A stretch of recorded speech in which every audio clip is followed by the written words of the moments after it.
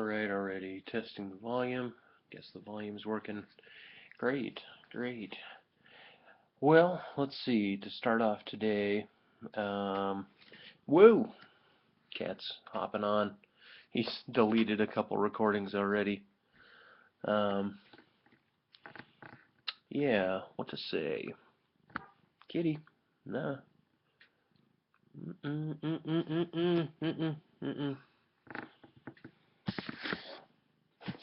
Put this over here. Amendum and I had a little discussion again where we were talking about not physicalism versus consciousness proper, but kind of granting over physicalism's primacy as brought about, everybody knows his philosophy now. And there's this thing, I'm missing a sharpener,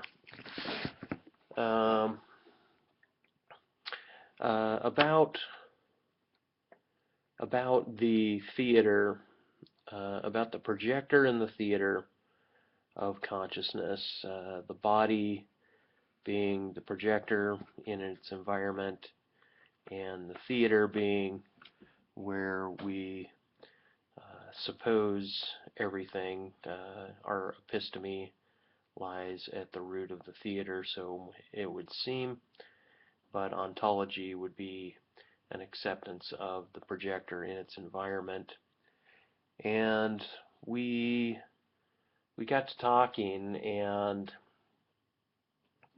I wanted to say that what one's theater looks towards is, it looks towards the human community of language speakers, it looks towards its environment, and it looks back at its own body. And here is where Amendum wanted to say, reduce everything, kind of like the projector being an eyeball, let's say. Amendum wanted to focus, or it appeared as if he wanted to focus at the root of the projector, the outside of the eyeball, the white part, the iris, and that the pupil was not as important as much as just the acceptance of the ground, and that this acceptance of the ground, when one saw the nature of the projector holding the eyeball, so to speak, and it's weird to say the eyeball as a projector, but because I'm swapping metaphors here. But really, it's this idea of where value can be stemmed from, and what it is we agree to as knowledges on the physical plane. But as far as where value of the projector, of the outside of the eyeball, of the environment stems from, what one is to see in the theater, this is really where it seems as if philosophy begins, is either accepting the ontological status out of hand or accepting an epistemological ground. But in either case, one finds their value starting from the point of the projector, the lens of the projector, if you will. And that I kept arguing that the periphery of the projector was also important, or of the lens was also as important as the center focal point, that Gary reducing everything to a certain pragmatism was attempting to regulate all beings' value systems, to get all beings to look at the world in a particular limelight. And this seemed, we've been reiterative and redundant I wanted to speak about some of the things that we see in the theater of consciousness, and we started speaking about the reiteratability and the growing of geometric patternings, that a small snowflake can grow into a large snowflake because it continues down a hexagram property, that it's fulfilling a hexagrammic, if you will, to say hexagrammic property. It's only filling that dimension, and that there's dimensions of pentagrams and quads and trisections and and so forth, up through infinite dimensions, it would seem, and started speaking about how different geological facts, different facts, even down to the DNA molecule. We started speaking about the DNA molecule, and about how the DNA molecule is also following a geometric patterning that is seen in other parts of the universe. As Gary, as we know, likes to reduce everything down to a DNA molecule, that all we are is a DNA molecule. And at this point, I really wanted to fight that reduction, and at this point talk about the atmosphere and the environment of said DNA molecule, that the process of replication requires liquid within a cell for the DNA to move in. It requires RNA messenger. It requires other organelles to be complicit with the splitting of the the molecule as well as the cell itself. And this whole idea was to say that the DNA cannot live by itself, nor can our organism live without the bacteria that's in the body, the other viral structures that are replicating within our system, so that our body is not just made up of a single set reproductive process of a single DNA molecule, but that it's complex and that it's moving together with it. So I appeal to the environment at this point. And so I keep utilizing, kind of like the projector is kind of like a candy cane that points back down and points to the organism itself.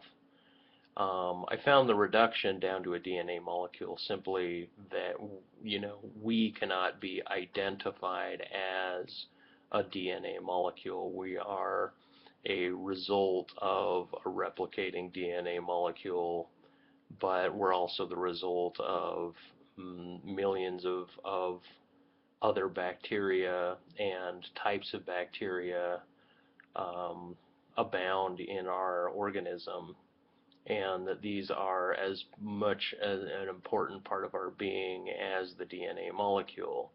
So this seems to me to remove this consistent notion that it seems to devaluate the idea that we are just a DNA molecule, just a replicating DNA molecule. That there's more to the story than just that, and so the idea of saying we are just that is problematic.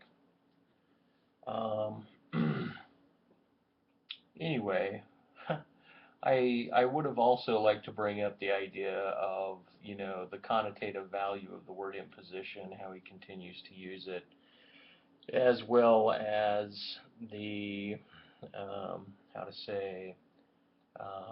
that he keeps using the word addiction as if this valuation upon our being is an appropriate description, and that we could not use another word like habituation, which would instead of euphemistically moving in a euphemistic fashion to make a better sounding word, such as habituation as opposed to addiction. I'm not claiming that addiction. I mean, addiction by itself, as a word, takes on it has a heavy negative property, but I won't appeal to negative connotation at this point. I'll leave that for imposition. But I will say habituation, as opposed to addiction, is more than simply a euphemism, but if you look at a euphemistic property, you can find a value in saying, well, we're habituated to the same things that Gary says are addictive qualities. And if he says addiction, then he's appealing to something psychologically grounded in terms of our reiteration of use and a desire for reiteration of use, and as opposed to reiteration of use based on like having uh, um, a normative process that we appeal to, and looking once again at um, at the basis in which he's using the word addiction as a just kind of how to put it a less more benignly. Once again, it's an appeal for benign description.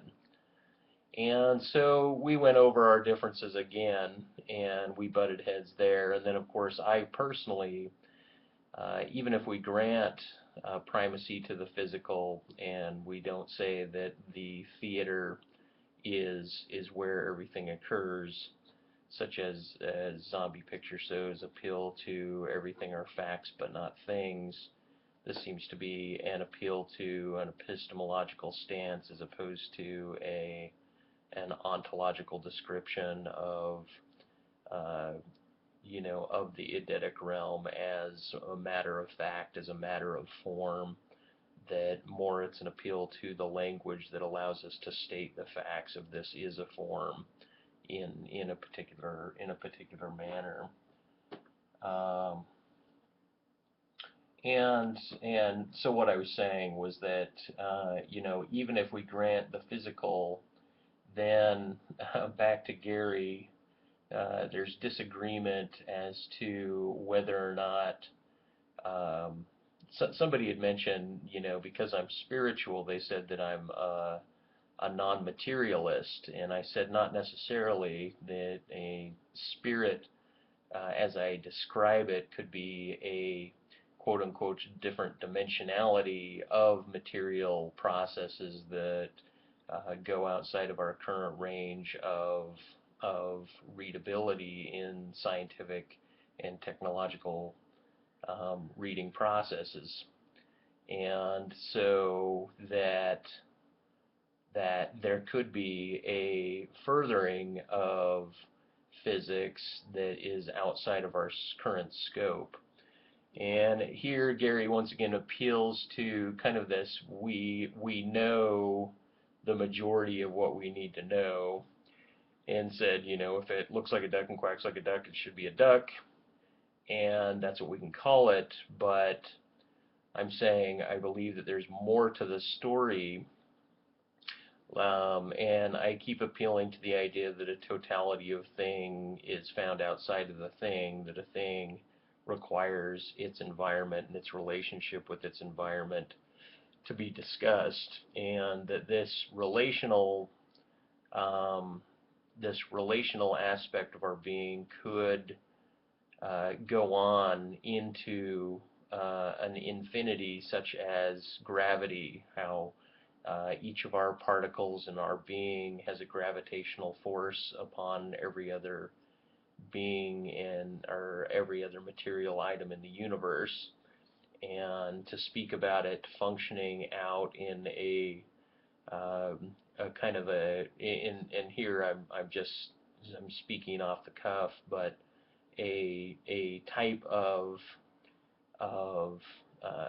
dimensional geometry that looks like a fractal that is reiterated in the universe in some other capacity, or affects things in the universe in some other capacity. And of course, this is where the realm accepting this idea allows for the idea of quantum particles to be discussed, and that a molecule, some photon has a quark on the other side of the sun, and that it moves in one direction, and at the same time a particle in one of my neurons moves in another direction, and somehow if you accept a determinism as opposed to the stochastic measuring idea, that this determined process affects my thinking, that the particle somewhere off in a far distance is affecting geometrically opposed, a particle in my head is moving in another direction which is geometrically opposed to in terms of directionality, than the particle on the other side of the sun. And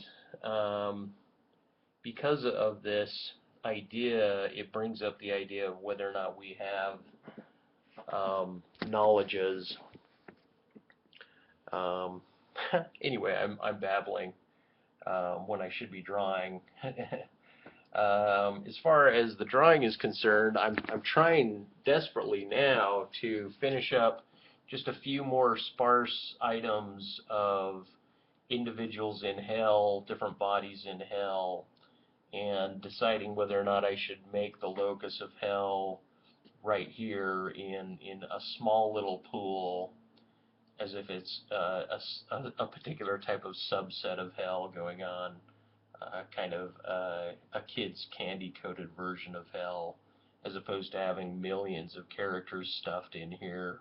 I have like 11, so it's deciding what to do with that, and then over here as well.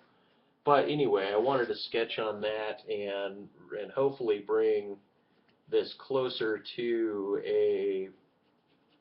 a point of ending the basic sketch, and move on to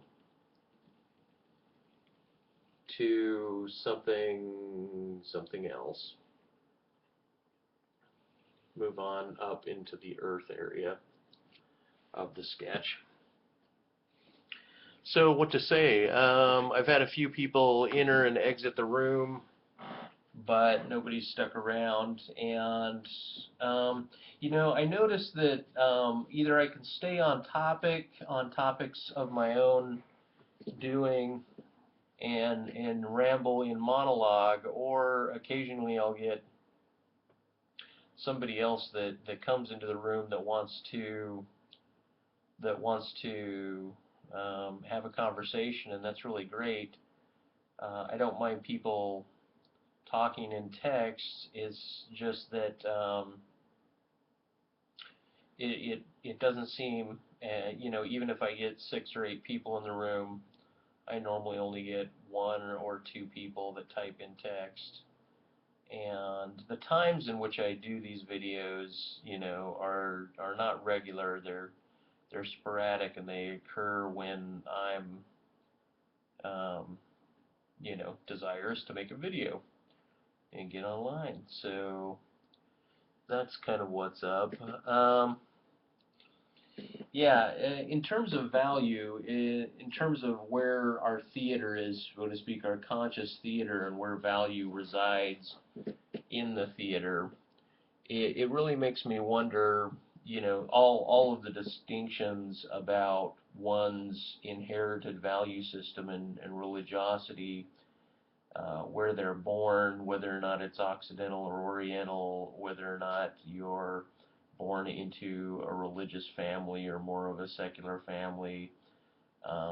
These possibilities affect our valuings, and then as well as regular mores that we inherit in just cultural behavior.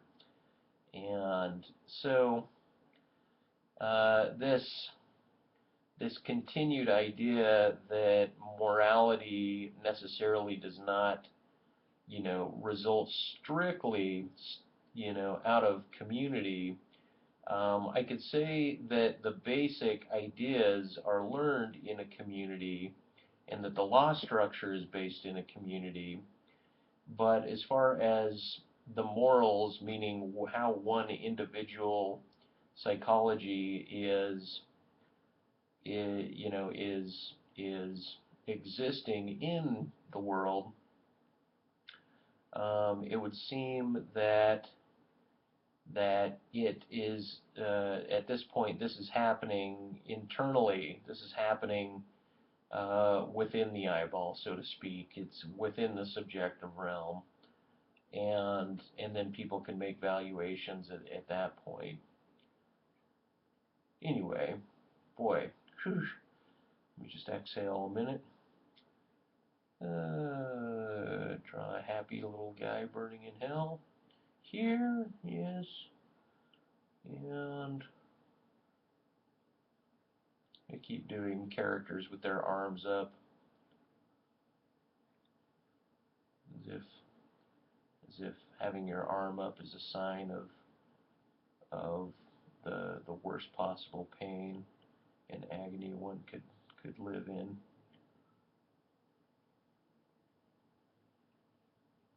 Um, at the same time, you know, as a spiritualist, as granting our an influx of our being to an intelligent outward agency, um, it seems that there could be kind of a even if I say value is occurring internally, that there's kind of uh, a ruminating process that goes on when one is watching its environment and figuring out how to act in it. That that there could be um, there could be greater, um, if you will, um, influences from abroad that are that are occurring and affect us. And of course, I have to bring everything back to kind of an alien spirit. I call it spiritualism, even though it's more like alienism. It's uh, it's this idea of kind of uh, uh, a, a de-unfolding or an unfolding of the ground in which we call the basis, in which we call the ground a ground, and assume that it has no fissure to it. I'm speaking about a ground that has breaches in it, and while I'm still waiting for people to come in, perhaps it's time for one of my hellish smoke breaks.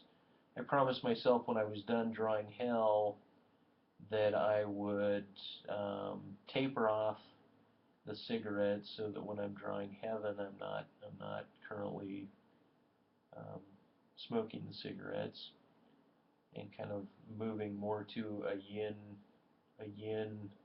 mental state based on my diet and based on my conceptual symbolisms that I'm reiterating. I don't think that there's necessarily anything new under the sun other than like new species of the imagination to conjure up.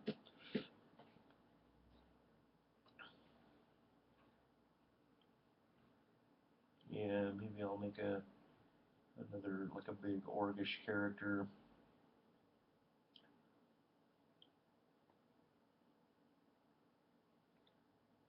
Instead of everybody up tit high, I'll make some of them waist high.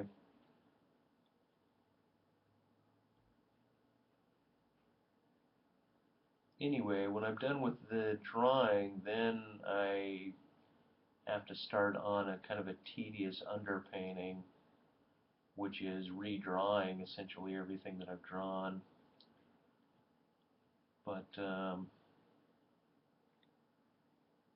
yeah, as I was saying before, where you're born, the location you're born, the cultural stratum in which you're born, all these affect greatly your perception of the world and how your projector on the universe actually, will value different things. My phone's going crazy.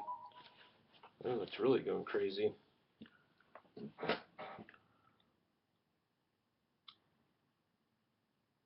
Wow. Whoa, one huge thing.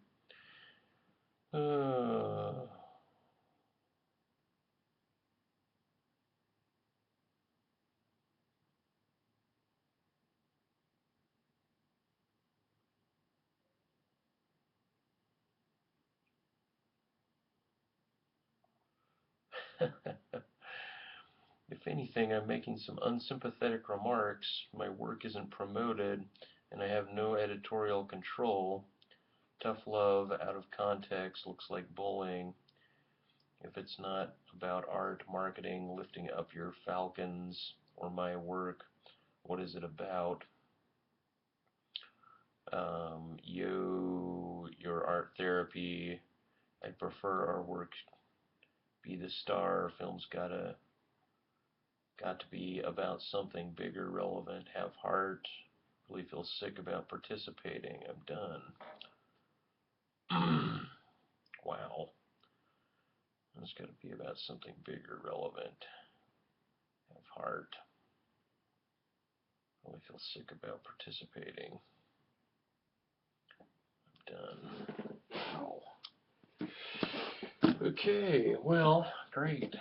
Trying to get this contributor who filmed me 10 years ago to allow me to allow me to use this film that he has of me, but he seems as if he's doing everything he can to, simply dog the idea, and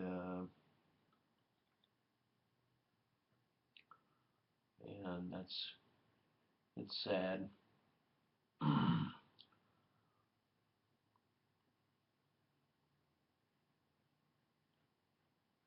But what can you do?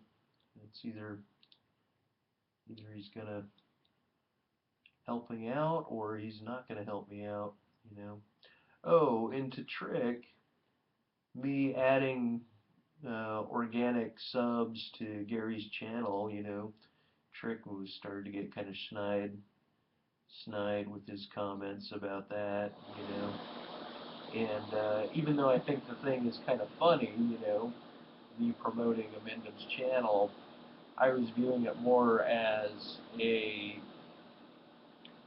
sentiment around the idea of, suffering sucks, and, I'm more aligned with that idea than I am with the antinatalist idea of just say no to kids.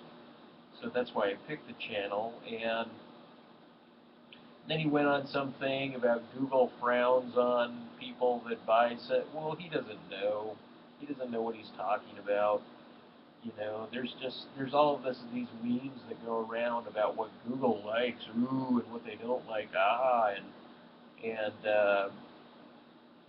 I mean, if it can be done, I mean, someone's obviously making money on a company that purports to grant organic subs, and I've participated in it on an experimental channel to see what kind of live, how it would liven up my interaction. And it seemed as if, at least what the properties that I was purchasing at the time, um,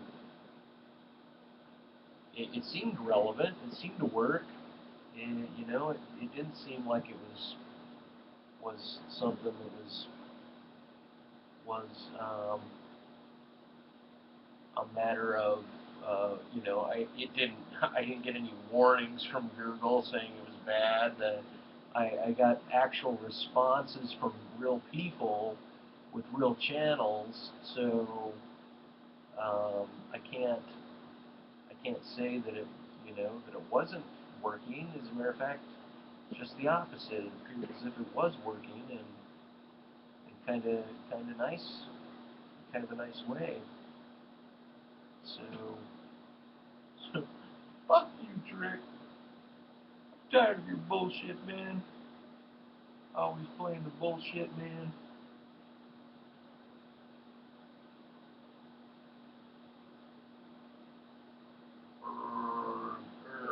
An org. Circles. I got someone named Circles in the room.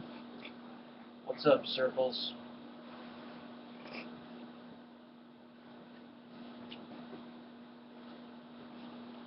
I don't know if you have the name Circles because you've circled back to my room.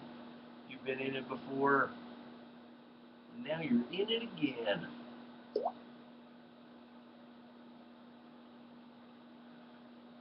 I'm doing okay. I was just rambling for a few minutes, and I got some semi-bad news from somebody.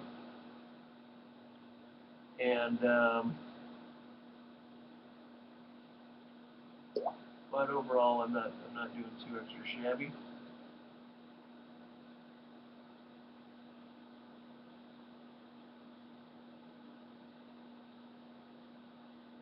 Oh, right on, right on. Good to see you here. Now yeah, I'm trying to figure out what it is I can put in this org's hands in this painting. Right now, I just kind of have him. He's going to be holding something up, but I just don't know what he should be holding up. So maybe I could put someone in upside down, being dunked. Actually, that doesn't sound like a bad idea.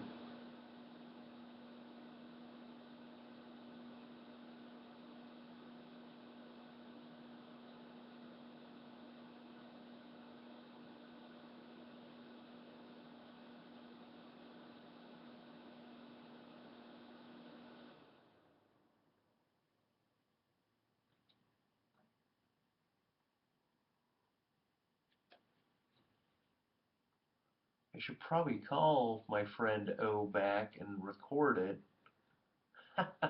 At least put it on Tiny Chat so people can listen in to what kind of character I'm dealing with here. People might get a kick out of it. How are you doing, man?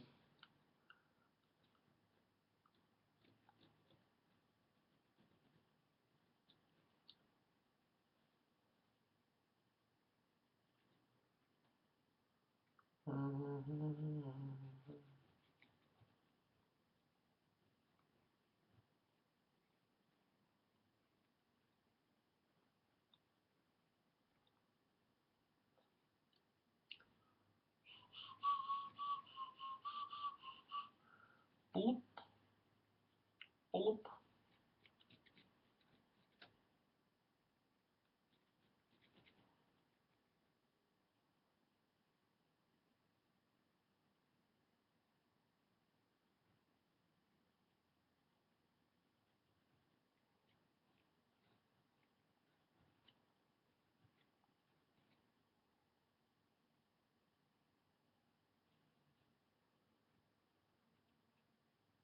All right.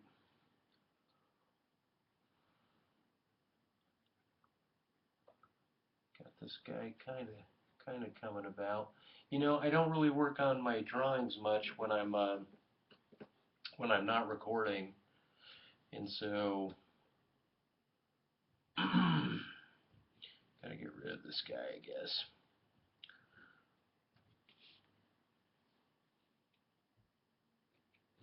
And and so it's kind of a measure of actually how much time I'm I'm personally putting into the painting just by looking at the number of hours I'm recording. That's not necessarily true, because I'll finish recording a video and I'll keep drawing while I'm on TinyChat, and sometimes those TinyChat sessions last, a few more hours than before. So in other words, you lost it. That's what I've got to put. Maybe I'll make it a lizard instead of a person. That sounds better. Sure, I'm doing a lot of erasing. This is what I get for not sketching my painting out before I put it on canvas. I gotta erase everything.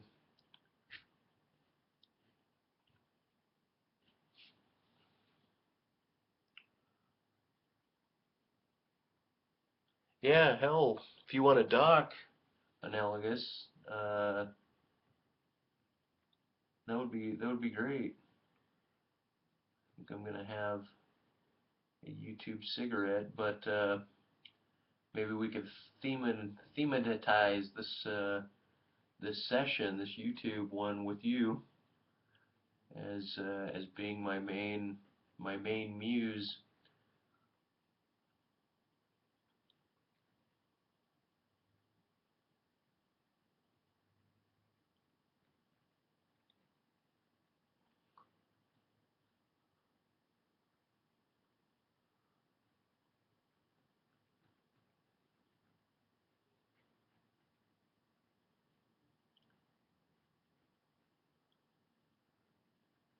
And again, perhaps you're not there any longer, but it looks like I got another guest in the room. Oh, I see. You're a bit busy. Okay, well, I don't know how long I'm going to be recording for. I've already been recording for almost 40 minutes, so I'll probably get to the hour marker and stop it there. Maybe an hour and 15 minutes.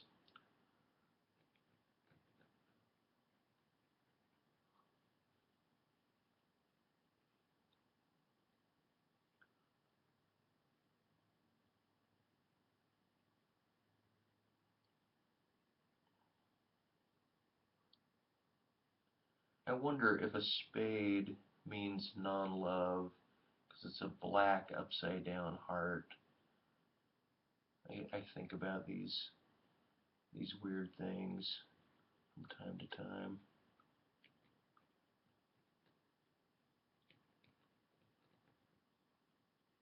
Such as my steepling idea, the idea that steeples and tall buildings in cities are steeples on churches, people steepling their hair up in the 80s, just pointiness.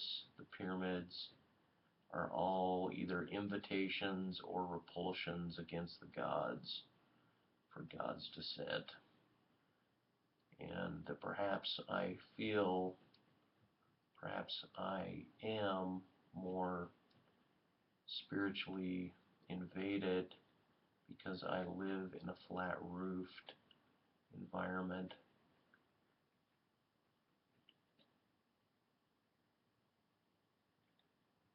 And so it's easier. It's an angel's landing, if you will. An angel's landing. Or as far out extreme ideas.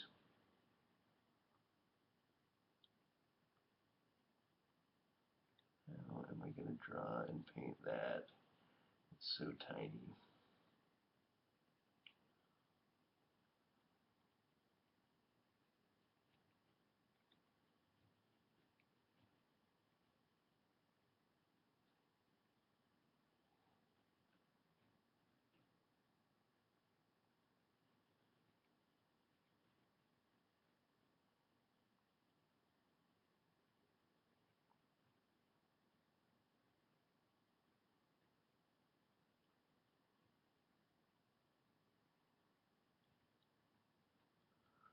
Alright.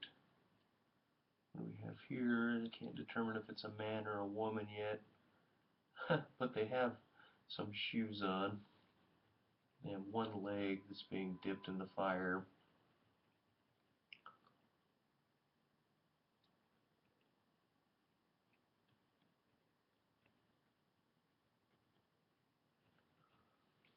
But their head is so small now that when I paint the detail on, it's going to be hard to put the detail on.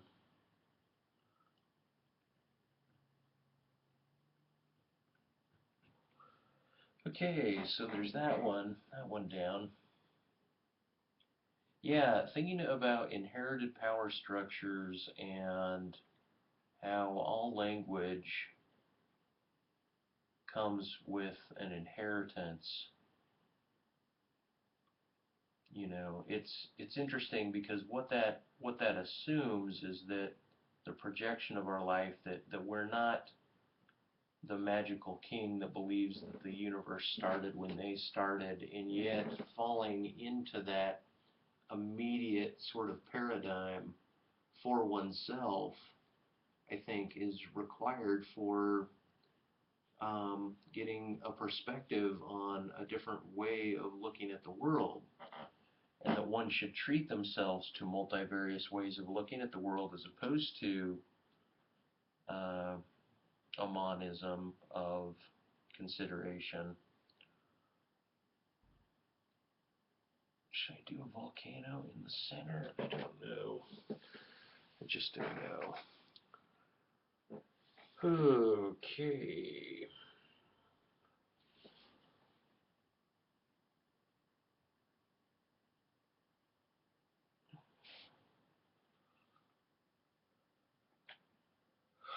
All right. So I got to type a text back to this guy real quick. So in other words, you lost it. So in other words, you can't find it.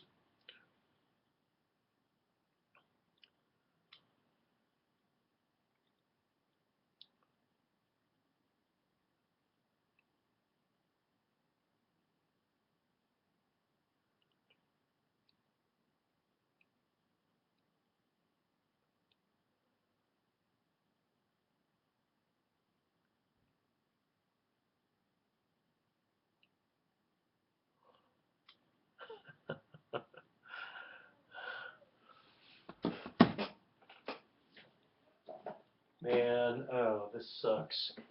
I lost my pencil sharpener. Maybe that's why I'm upset at the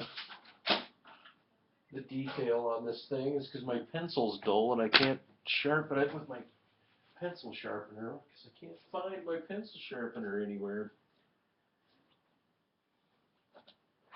My cat loves to just knock stuff around and toy with it and lose it. Um,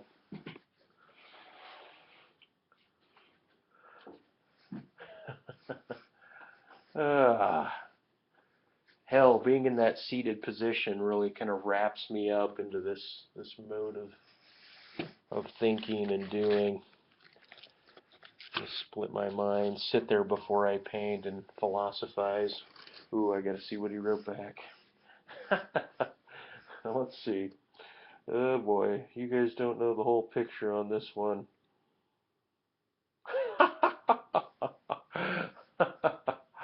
uh, shit, he's depressed.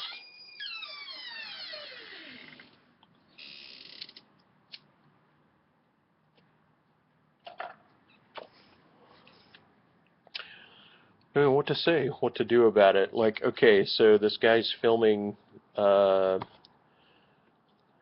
a short film or a film about me and my artwork, and he goes and he interviews a guy in New York, and the guy in New York becomes, it appears, pretty envious about the whole process, and he wants the documentary now to be about his work.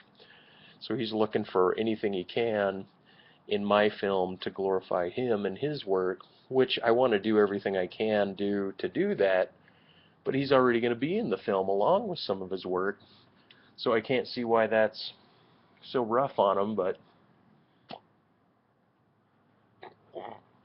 anyway, that's kind of what's going on.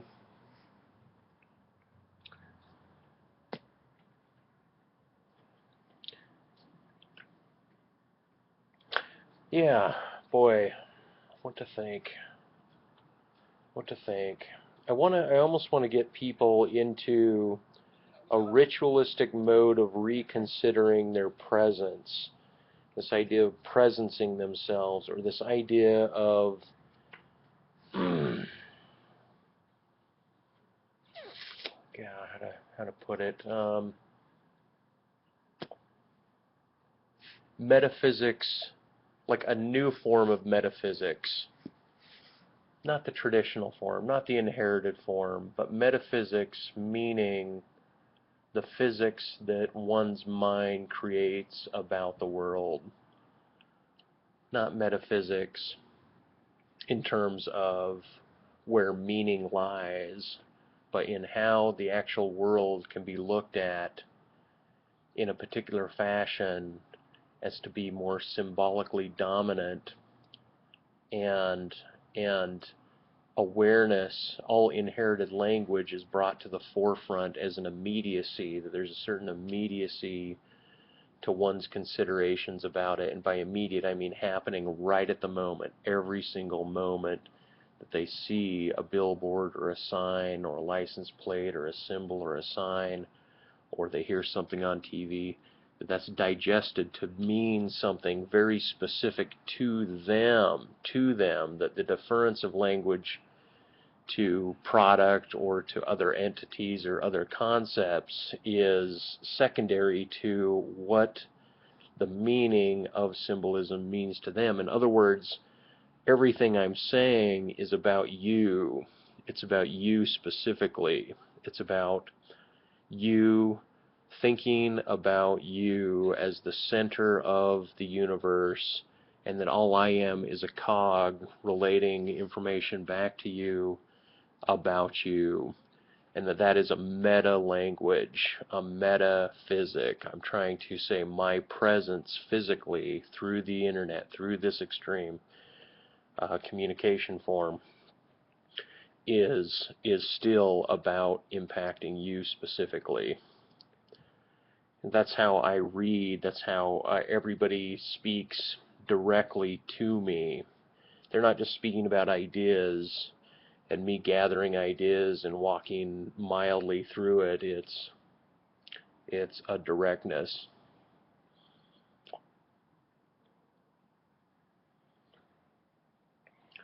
So I don't know.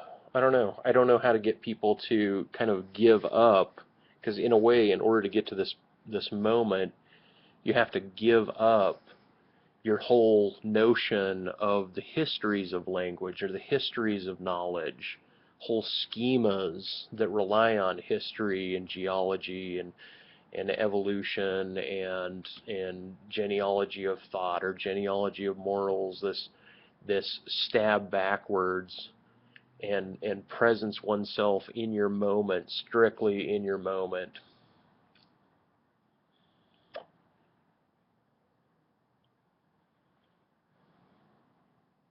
That's kind of a meditation that I wouldn't mind doing, this ASMR kind of meditative guidance to get people to reach this evaluation that what it is they're seeing and sensing is directly meant for them. It's not just to them, it's for them.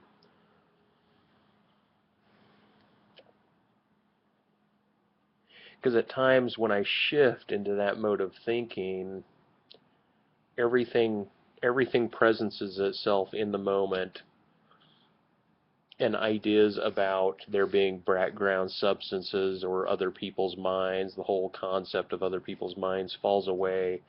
It falls so far into the periphery that I don't even engage it. I don't even think about it.